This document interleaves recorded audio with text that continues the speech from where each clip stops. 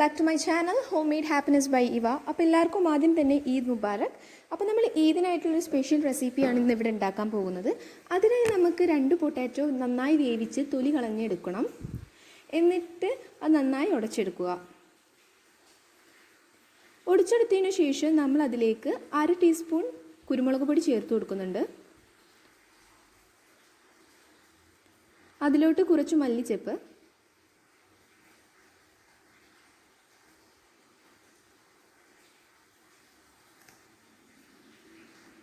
അതിലോട്ട് 1/4 ടീസ്പൂണോളം ഇട്ടാൽ മതി. ഞങ്ങളിവിടെ 1/2 ടീസ്പൂൺ ഒറിഗാനോ പൗഡർ ചേർത്ത് കൊടുക്കുന്നുണ്ട്. ഇനി അതിലോട്ട് ചില്ലി ഫ്ലേക്സ് ആവശ്യത്തിന്, പിന്നെ ഉപ്പ് കൂടെ ആവശ്യത്തിന് ചേർത്ത് നന്നായി കുഴച്ചെടുക്കണം. ഇനി നമുക്ക് ബാറ്ററാണ് ആവശ്യം. അതിനൊരു പാത്രത്തിൽ നമ്മൾ 1/4 കപ്പ് മൈദ ചേർത്ത് കൊടുത്തിട്ടുണ്ട്. ഇനി അതിലോട്ട് 2 ടീസ്പൂൺ കോൺഫ്ലവർ,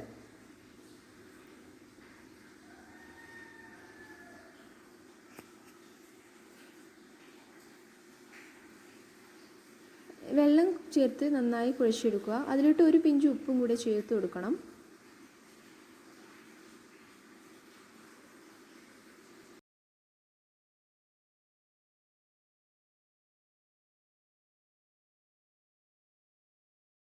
ഇനി നമുക്ക് ഫ്രൈങ് പാൻ ലോ ഫ്ലെയിമിൽ വെച്ച് അടുപ്പിലോട്ട് വെച്ച് കൊടുത്ത് അതിലേക്ക് എണ്ണ ഒഴിച്ച് നന്നായി ഹൈ ഫ്ലെയിം ആക്കാം.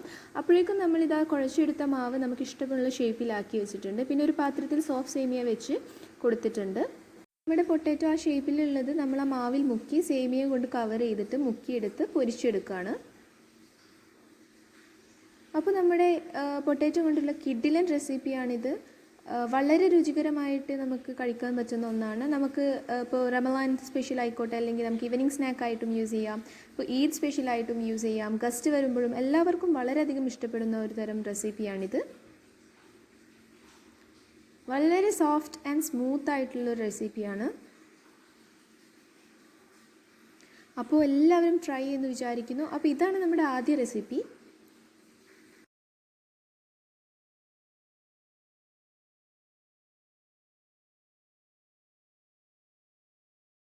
അപ്പോൾ അടുത്തതായി നമ്മൾ ചെയ്യാൻ പോകുന്നത് ക്യാരറ്റ് ചില്ലിയാണ്. അതിലോട്ട് നമുക്ക് ആവശ്യം ക്യാരറ്റ് ഗ്രേറ്റ് ചെയ്ത് നന്നായി വേവിച്ചെടുക്കുക. ഇനി അതൊരു ജാറിലേക്ക് മാറ്റി അരച്ചെടുക്കാം.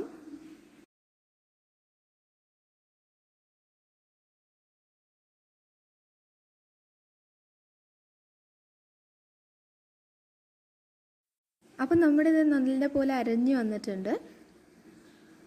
ഇതുപോലെ നിങ്ങൾ അരച്ചെടുക്കണം. ഇനി നമ്മൾ ഫ്രൈ പാൻ ചൂടാക്കി അതിലോട്ട് 1/4 കപ്പ് പഞ്ചസാര വെള്ളവും ചേർത്ത് കൊടുത്ത് നന്നായി കാരമലൈസ് ചെയ്തെടുക്കണം.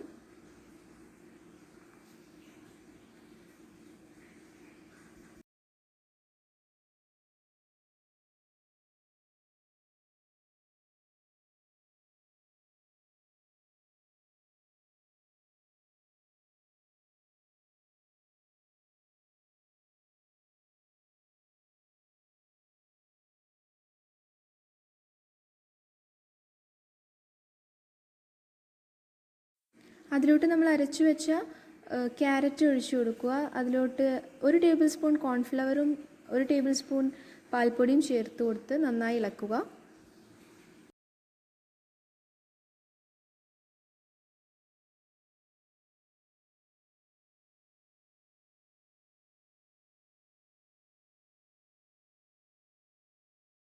നല്ലപോലെ കുറുകിയതിന് ശേഷം 1 ടേബിൾ സ്പൂൺ നെയ്യ് അല്ലെങ്കിൽ ബട്ടർ ചേർത്ത് ഇളക്കാം. ഞാനിവിടെ യൂസ് ചെയ്തിട്ടുള്ളത് ബട്ടറാണ്, അൺസോൾട്ടഡ് ബട്ടറാണ്.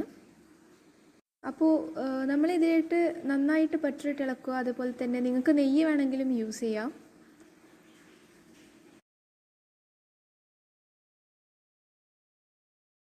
ഇത് നമ്മൾ പാനിൽ നിന്ന് വിട്ട് കിട്ടുന്നത് വരെ നമ്മൾ നന്നായി മിക്സ് ചെയ്യുക. അപ്പോൾ ഇതാണ് നമ്മുടെ സെക്കൻഡ് റെസിപ്പി. എല്ലാവർക്കും ഇഷ്ടപ്പെടുമെന്ന് വിചാരിക്കുന്നു. എല്ലാവർക്കും വളരെയധികം ഇഷ്ടപ്പെടുന്ന ഒരു റെസിപ്പിയാണ്. അപ്പോൾ ഇതെല്ലാം ട്രൈ ചെയ്യുക.